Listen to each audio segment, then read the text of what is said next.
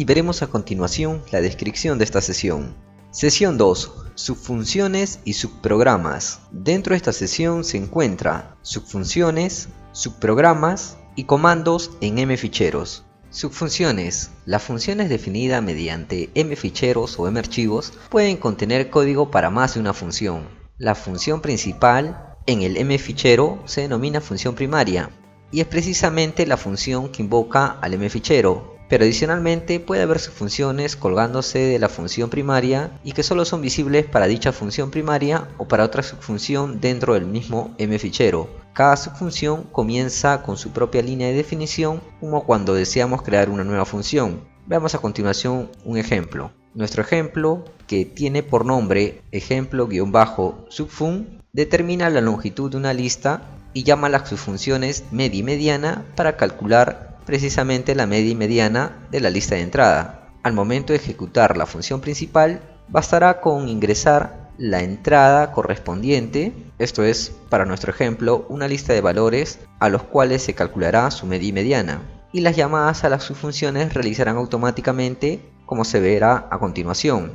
Aquí tenemos nuestra función llamada ejemplo subfun, que corresponde a la función primaria, y con mec y mdn se tiene las salidas para nuestra función principal, que corresponde a los resultados de haber operado en las subfunciones media y mediana que se definen en líneas abajo. Además tenemos a n como el tamaño del vector u ingresado.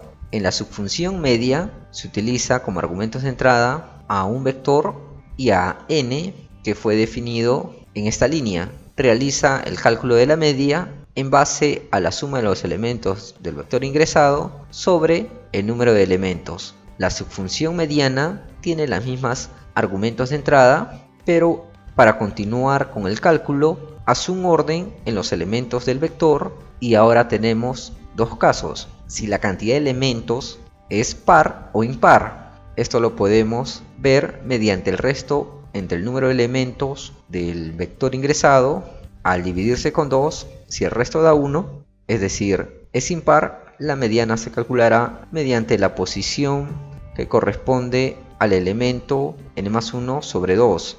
De lo contrario, la mediana se calculará como la semisuma de los elementos, en este caso w con posición n medios y para n medios más 1.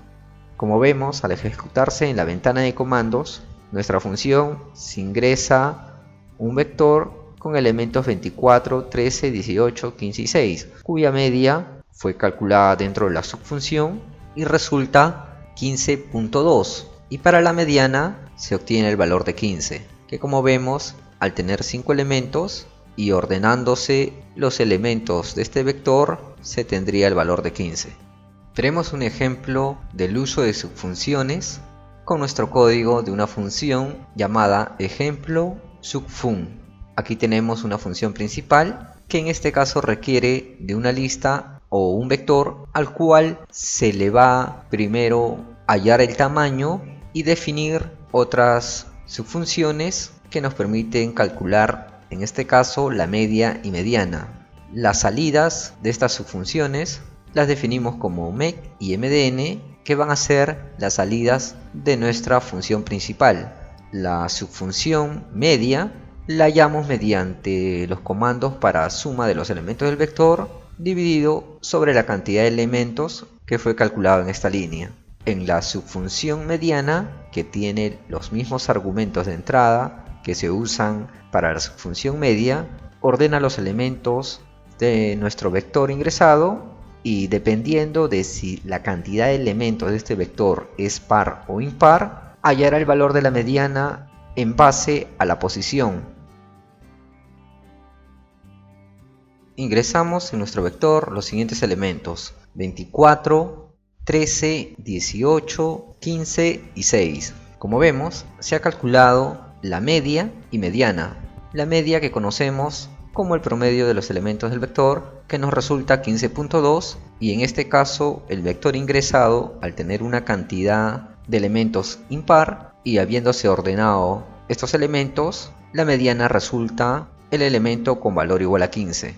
De esta manera, si deseamos tener más subfunciones que nos permitan trabajar con los argumentos de entrada de nuestra función principal se puede añadir en el cuerpo de la función principal.